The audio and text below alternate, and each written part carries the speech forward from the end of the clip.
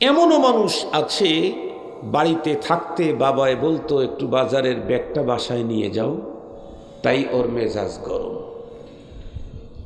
যদি বলতো এই তোর ফুপিকে একটু ডেকে নিয়ে আসতো, ওর মেজাজ গরম। এতটুকুন কাজ করতেও সে রাজি না।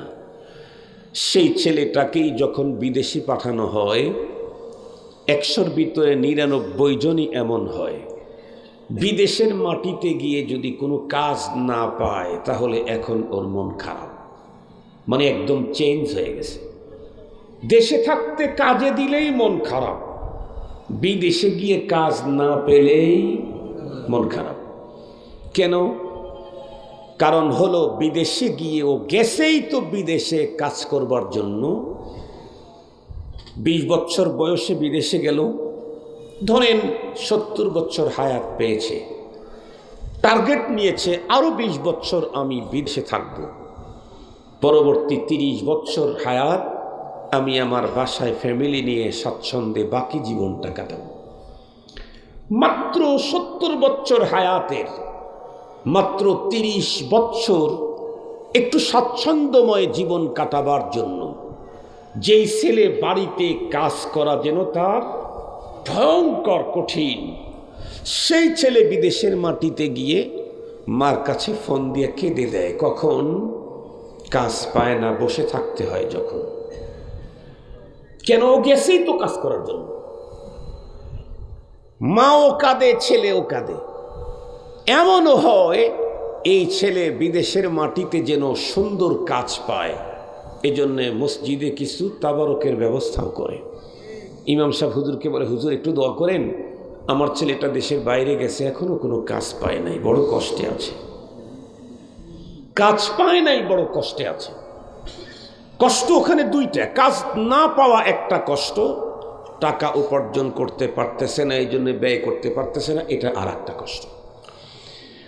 তাহলে দুনিয়াতে 30 বছর জীবনের শান্তির জন্যে মানুষ যদি জীবনের ঝুঁকি দিয়ে অতি আপনজন রফিকায়ে হায়াত পর্যন্ত দেশে রেখে 5 বছর 7 বছর পর্যন্ত প্রবাসে থাকে পরবর্তী জীবনের সুখের জন্য, এটাই প্রমাণ করে এই পৃথিবীর যত মানুষ আখিরাতকে বিশ্বাস করে তারা ওই পরপারের জীবনে কেউ দুঃখী হতে চায় না, সুখী হতে চায়। আর পরপারের সুখ আর দুঃখ যেহেতু পরপারে গিয়ে অর্জন করার কোনো সুযোগ নেই, আদ-দুনিয়া মাজরাতুল আখিরা, পরপারের সুখ আর দুঃখ অর্জনের জায়গা। আর একটু জোরে বলেন না, কোথায়? দুনিয়া। সঙ্গত কারণেই পরপারের সুখ যারা চায় তারা দুনিয়ার এই জীবনের 24 ঘন্টাই পরপারের পুঁজি গোছাইতে ব্যস্ত থাকে। আল্লাহ পাকের রসুল বলেন, আল কাইয়িস মান দানা নাফসাহু ওয়া আমিলা লিমা বা'দাল মাউত। এই পৃথিবীর বুদ্ধিমানকে, যে নিজের প্রবৃত্তিকে দমন করে আর পরপারের পুঁজি করে। রব তো আমাকে পৃথিবীতে পাঠিয়েছেনই পরপারের পুঁজি করবার জন্য।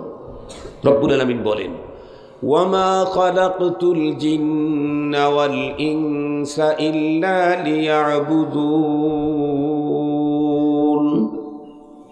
জিন ইনসানকে শুধুমাত্র কেবলমাত্র একমাত্র আমার গোলামির জন্যই তৈরি করেছি। এ কথা শোনার পরে কারো মনের প্রশ্ন আসতে পারে, হুজুর শুধুই যদি আল্লাহর গোলামি করি দেশ চলবে কেমনে, রাষ্ট্র চলবে কেমনে, সমাজ চলবে কেমনে, ফ্যামিলি চলবে কেমনে, সংসার চলবে কেমনে, বাচ্চা কাচ্চা চলবে কেমনে, আমি চলুম কেমনে? এই জাতীয় প্রশ্ন যদি কারো আসে তাহলে মনে করতে হবে সে ইবাদতের তর্জমা বুঝে নাই। কি বুঝে নাই? ইবাদতের তর্জমা বুঝে নাই। সে ইবাদত মানে মনে করেছে নামাজ, রোজা, হজ, যাকাত, কোরআন তেলাওয়াত, আরো কিছু এই জাতীয় কাজ, জিকির, আজকার, তাসবিহ, তাহলিল, তাহাজ্জুদ, আওয়াবিন, এইগুলাকে ইবাদত মনে করেছে। এগুলিও ইবাদত, এতটুকুনি ইবাদত না। ইবাদত কি? ইবাদত হলো মনিবের অর্ডারকে ফলো করা। মনিব যা অর্ডার দিয়েছেন তাই মানার নাম হলো ইবাদত। গোলামি, গোলামি মানে কথা বলেন না কেন? মনিবের হুকুম মেনে নেওয়া, বাস্তবায়ন করার নাম হলো গোলামি। এবার আসুন, যে রব আমাকে নামাজ পড়ার অর্ডার দিয়েছেন, আকিমিস সালাতা তারাফাইন নাহারি ওয়া যুলাফাম মিনাল লাইল ইন্নাল হাসানাতি ইউযহিবনাস সাইয়্যাত। যে রব আমাকে নামাজের অর্ডার দিলেন, সে রব অন্য জায়গায় আমাকে বলেন, ফাইদা কুদিয়াতিস সালাতু ফান্তাশিরু ফিল আরদ ওয়াবতাগু মিন ফাদলিল্লাহ। খুব ভালো করে কথাগুলি কিন্তু একেবারে 100% মনোনিবেশ দিয়ে শুনতে হবে। আল্লাহ বলেন, ইদা নুদিয়া লিস-সালাতি মিন ইয়াউমিল জুমআহ, জুমার দিনে যখন জুমার সালাতের আজান হয়, ফাসআউ ইলা যিকরিল্লাহ, সব কাজ তখন তোমাদের জন্য হারাম, হালাল কাজটাও তোমার জন্য হারাম। জুমার নামাজের আজান হয়েছে, এখন খানা খাইতে বসবেন, হালাল না হারাম। কোন আজান? সানি আজান। কথা বলেন না কেন? কোন আজান? সানি আজান। বর্তমানে সানি আজান। জুমার সানি আজান হলো আপনি কেনা বেচা করতেছেন বৈধ জিনিস, হালাল না হারাম? হারাম। কেন? রবের ওয়ার্ডার ফাসতাউ ইলা যিকরিল্লাহ, মনিবের ওয়ার্ডার হলো এখন নামাজের দিকে যাও। শুধুই নামাজ পড়তে যেই কাজগুলি করতে হয় সেই কাজগুলি করার অনুমতি আছে। যেমন আজান শুরু হয়েছে, আগে ওযু করেন নাই, তাহলে আল্লাহ বলছেন নামাজের দিকে যাও। তার মানে কি কোনো কাজ যেহেতু করা যাবে না, তাহলে ওযু ছাড়াই যাও। কথা বলেন না কেন? ওযু ছাড়াই যাও না। এখন ওযু করতে নিষেধ নাই, সব টাইমে গোসল করে যেতে পারবেন। গোসল করতেছেন কেন? গোসল ছাড়া আপনার নামাজ হবে না, এরকম কন্ডিশনে আপনি আছেন, তাহলে আপনার জন্য এখন গোসল করাও, কথা বলেন না কেন, জরুরি না, শুধু ফরজ। মুহতারাম হাজির, খুব ভালো করে মনে রাখবেন, রব বললেন নামাজের দিকে, আমি নামাজের দিকে। আল্লাহ পাক বলেন ফাইদা কুদিয়াতিস সালাত, নামাজ শেষ? বলে হ্যাঁ। ফান্তাশিরু ফিল আরদ, এখন তুমি জমিনে ছড়িয়ে ছিটিয়ে যাও। তো কি, কোথায় যাব? তো তুমি কি কাজ করো? হুজুর আমি কৃষক। বলে তুমি কৃষি কাজ করতে যাও। তুমি কি কাজ করো? হুজুর আমি চাকরিজীবী। তো তুমি চাকরিতে যাও। তুমি কি কাজ করো? আমি নকরি করি। তো ঠিক আছে, তুমি নকরিতে যাও। তুমি কি কাজ করো? হুজুর আমি ব্যবসা করি। তো তুমি ব্যবসায় যাও। প্রত্যেকে তার নিজ নিজ পেশায় কাজে এখন চলে যাও। বলেন তো দেখি, নামাজের পরে কাজে যোগদানের অর্ডার কার? তাহলে এটা সুন্নত না ফরজ? আবার জোরে বলেন। ইবাদত বলা হয় মনিবের হুকুম মানার নাম। নামাজ মনিবের হুকুম, তাই নামাজ ইবাদত। নামাজ শেষে রিজকে হালালের সন্ধানে আমাকে নিজ কাজে যেতে বলেছেন, এটাও আল্লাহর হুকুম। এ কারণেই নামাজ শেষে আমি যখন রিজকে হালালের সন্ধানে নানাবিধ পেশার কাজে যখন ইনভলভ হব, এটাও ইবাদত। সুবহানাল্লাহ বললেন না? যে শর্ত হলো যেই কাজে আমি যোগদান করতেছি সেইটা মহান সরকারের অনুমোদিত কাজ হতে হবে। আমি যোগদান করলাম কোন কাজে? রাতের ভোট, দিনের ভোট রাত্রে করার কাজে। নামাজ আমি আগেই পড়েছি, তাইলে এটাও ইবাদত। কথা বলেন না কেন?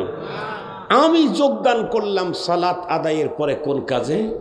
রাষ্ট্র আমাকে অনেক বড় বিগ অ্যামাউন্টের বেতন নির্ধারণ করে আমার চলাফেরার জন্য গাড়ির ব্যবস্থা করে, আমার গাড়ির ড্রাইভারের ব্যবস্থা করে, আমার গাড়ির তেল ফুয়েলের ব্যবস্থা করে সব কিছু কমপ্লিট করে দিয়েছেন। কেন? রাষ্ট্রের মূল মালিক তো রব্বুল আলামিন। মূল মালিক, জমিনের ভিতরে যাদেরকে মালিকানা দিয়েছেন তারা হলো জনগণ। আমার এই কাপড়টার মূল মালিক কে? আল্লাহ। আমি, আমার মূল মালিক কে? কথা বলেন না কেন? এই পুরো আসমান জমিন যা আছে সবগুলার মূল মালিক কে? দুনিয়াতেও কাউকে কাউকে মালিকানা দিয়েছেন কিনা? কথা বলেন না কেন? দুনিয়াতে মালিকানা আছে নাই? কোরআন শরীফ, হাদিস শরীফের মধ্যে ফিকার কিতাবে স্পষ্ট আছে, তামলিকুন তামলিকুন, তুমি যেটার মালিক, তুমি যেটার মালিক, তুমি যেটার মালিক। তার মানে দুনিয়াতেও আল্লাহ তাআলা সবকিছুর মূল মালিক আল্লাহ। বাট রব এ পৃথিবীতে মানুষকে কিছু কিছু জিনিসের মালিকানা কিছু টাইমের জন্য দিয়েছে। যেমন আমার বাড়িটার মালিক আমি, কতক্ষণ? আমার নিঃশ্বাস আছে যতক্ষণ। একেবারে আমার পরিশ্রমের টাকা দিয়ে কেনা, বাবার সম্পদ না, নারী বাড়িটাও না, আমার নিজের পরিশ্রমের টাকা দিয়ে কেনা। সেই বাড়ির মালিকানাও কতক্ষণ? নিঃশ্বাস আপ ডাউন করে যতক্ষণ। আমার নিজের পরিশ্রম, হাড় ভাঙ্গা পরিশ্রমের টাকা দিয়ে যে বাড়ি কিনেছি, আমার মরণের সাথে সাথে বাড়ির মালিকানা আমার আর নাই। কাদের কাছে চলে গেছে? ওয়ারিশ। ওয়ারিশ। মুহতারাম হাজির, মজার কথাগুলো খুব ভালো করে বুঝবেন। তো রব্বুল আলামিন যে সমস্ত কাজের অনুমোদন দিয়েছেন, সেই কাজে যোগদান করতে গেলে নবীজির তরিকায় যদি সে কাজটা করতে থাকে, তাহলে জোহরের নামাজ পড়ার পরে আসর পর্যন্ত ব্যবসা করতেছিল, টোটাল ব্যবসাটাই ইবাদত। আসর পড়ার পর থেকে নিয়ে সন্ধ্যা পর্যন্ত জমিনে ক্ষেত খামারি করছে, টোটাল সময়টা ইবাদত। শুধুমাত্র কেবলমাত্র ক্ষেত খামারি, চাকরি আর ব্যবসা, অন্য কোনো কর্ম ইবাদত না। রাত্রের বেলায় স্ত্রীকে সময় দিয়েছে, এটা ইবাদত। সুবহানাল্লাহ বললেন না মিয়া? সারা জীবন তো শুধু একটাই ওয়াজ শুনলেন, আল্লাহর রাস্তায় সদকা করলে, দান করলে নেকি হয়। স্ত্রীর কাজে ঘরে গিয়ে সহযোগিতা করলেও তো নেকি হয়। একজন দুস্থ অসহায়কে কাপড় দিলে, তাকে কিছু খরিদ করে দিলে নেকি হয়। স্ত্রীর মুখে একটা চকলেট উঠায়া দিলেও সৎকার নেকি আল্লাহ তাআলা আপনাকে দান করে দেয়। মুসলমান ভাইরা আমার, খুব ভালো করে বুঝবেন, মূল কথা আপনাদের খেদমতে উপস্থাপন করতে চাচ্ছি। রব্বুল আলামিন তামাম পৃথিবীর সমস্ত মানুষকে পৃথিবীতে পাঠিয়েছেন, তার মূল লক্ষ্য আর টার্গেট হলো একটা, সেটা হলো তার ইবাদত। 24 ঘন্টাই আমাকে আল্লাহর ইবাদতে কাটাইতে হবে। আর দুনিয়াতে যেই মানুষটা যত বেশি ইবাদতে নিজেকে মগ্ন রাখবে, তার জন্য পরপারে তত বড় মর্যাদা অপেক্ষা করছে। ইবাদত কি? শুধুমাত্র নামাজ, শুধুমাত্র রোজা, শুধুমাত্র হজ, শুধুমাত্র যাকাত, আর শুধু কোরআন তেলাওয়াত, শুধু তাসবিহ, তাহলিল, জিকির, আজকার, আউয়াবিনার চাষতের নাম ইবাদত না। আমার জীবনে যত করব, আল্লাহ পাক আমাকে দিয়েছেন যেই কাজগুলি আমাকে করতে হয়, এখানে শরীয়তের অনুমোদন আর পয়গম্বরের তরিকা থাকলেই সব কাজ ইবাদত হইয়া যায়। যে কোনো কাজে যদি শরীয়তের অনুমোদন থাকে আর কাজটা যদি পয়গম্বরের তরিকায় করা হয়, তাহলে সেই কাজটা ইবাদত হয়। কাজটা যদি, বন্ধুরা আমার, আল্লাহর হুকুম আছে, পয়গম্বরের তরিকা নাই, তাহলে সেই কাজটা ইবাদত হয় না। বলুন তো দেখি, মসজিদ ইবাদতের জায়গা নাকি গুনাহ করার জায়গা? কিন্তু কোনো একজন মানুষ যদি আল্লাহর ঘর মসজিদের ভিতরে ঢুকে যদি বাড়ির গল্প করা শুরু করলো, অন্য কারো গীবত শেখায়াত শুরু করলো, এই লোকটা মসজিদে 3 ঘন্টা পর্যন্ত এতেকাফ করে কি পরিমাণে নেকি নিয়ে গেল? কথা বলেন না কেন? তাহলে বোঝা গেল মসজিদে ঢুকেও গুনাহ হয়। পক্ষান্তরে আর একজন মানুষ, পেটের প্রবলেম, 15 মিনিট পর্যন্ত টয়লেটে থাকতে হয়, তারপরে তার পেশাব পায়খানা পরিষ্কার হয়।